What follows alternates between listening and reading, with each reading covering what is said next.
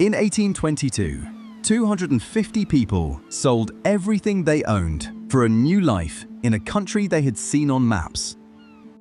When their ships arrived, they found no city, no harbor, no country. The land they had bought simply did not exist. This is the story of the man who invented a nation, sold it to London's smartest investors, and somehow died a hero. In 1821, a Scottish soldier walked into London claiming to be the prince of a country that did not exist. His name was Gregor MacGregor, a Highland soldier who returned from South America's wars of independence with a general's rank and a story that grew with every telling. He told London that a native king on the Mosquito Coast had granted him a vast territory and that he now ruled it as its prince, the Cazique of Poyais. He called it Poyais. He printed its money, designed its flag, and published a 355-page guidebook describing its bustling capital. The guidebook was written by a Captain Thomas Strangeways, an officer who did not exist, describing rivers that ran with gold in a country that had never been surveyed. MacGregor opened Poyais offices in London and Edinburgh. He hired publicists. He had ballads about Poyais composed and sung in the streets. High society embraced him. Aristocrats hosted him, the Lord Mayor honoured him, and a country estate was placed at his disposal. Nobody checked a thing. The timing was perfect. Britain was flush with post-war money, and investors were pouring fortunes into South American bonds.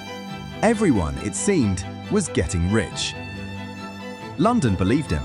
A respected bank underwrote £200,000 in Poyais government bonds. Investors lined up to buy a fantasy.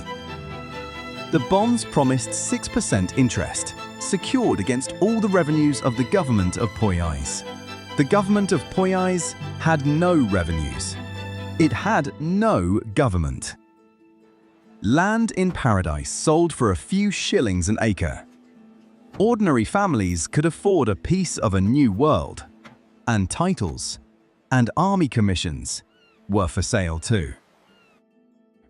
MacGregor targeted his fellow Scots, betting they would trust one of their own. Tradesmen, farmers, and doctors sold everything they had. Settlers even exchanged their gold for Poyais dollars, crisp notes printed by the official printer of the Bank of Scotland. Real money traded for beautiful paper. Then came the settlers. 2 ships, 250 people, many selling everything they owned for a new life in paradise. The first ship sailed in September 1822. The second left in January, and MacGregor let the women and children sail for free. For weeks at sea, they studied their guidebooks, memorizing the streets of St. Joseph, a capital with a cathedral, a bank, and an opera house. Then the coastline appeared. The passengers crowded the rails, searching the shore for the harbour of St. Joseph. There was no harbour. There was nothing at all. They found no capital, no harbour, no country, only jungle. Disease swept the camp, and more than half never came home. At first, they refused to believe it. They built huts on the beach and waited for Poyaisian officials to arrive. This had to be some mistake.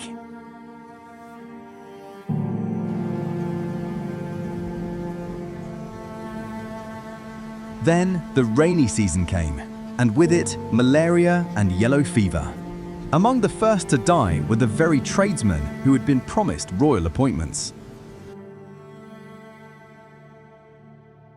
Survivors later described a camp where sickness and despair were so complete that the living could barely bury the dead. One settler, James Hastie, lost 2 of his children.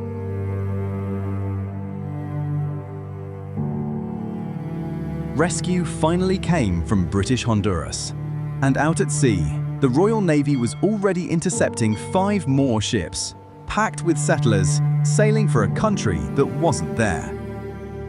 Of the roughly 250 who reached Poyais, 2/3 never came home. Fewer than 50 returned to Britain, described by one newspaper as ghastly and cadaverous. And here is the strangest part. Many survivors defended MacGregor. They blamed his agents, his captains, anyone but the prince. The con was that complete. MacGregor fled, ran the same scam in France, and never faced real justice. He died in Venezuela, honored as a war hero. In Paris, he wrote Poyais, a constitution, and raised hundreds of thousands more, until French police seized a ship of settlers and put him on trial. He was acquitted. So he returned to London and did it again. An £800,000 bond, fresh land certificates, selling Poyais, on and off for nearly 2 more decades. His victims' losses helped fuel the Great Panic of 1825, when dozens of British banks collapsed. MacGregor was never convicted of anything. In 1838, he retired to Venezuela, which welcomed him as a hero of its revolution and granted him a general's full pension. He died in Caracas in 1845 and was buried with military honors. The man who sold a country that never existed died a decorated general. Poyais worked because it wore the costume of legitimacy, a bank's underwriting, a printed currency, an official guidebook. The paperwork was the con. History is written on paper, and so are its greatest lies. New schemes every week. This is Foolscap.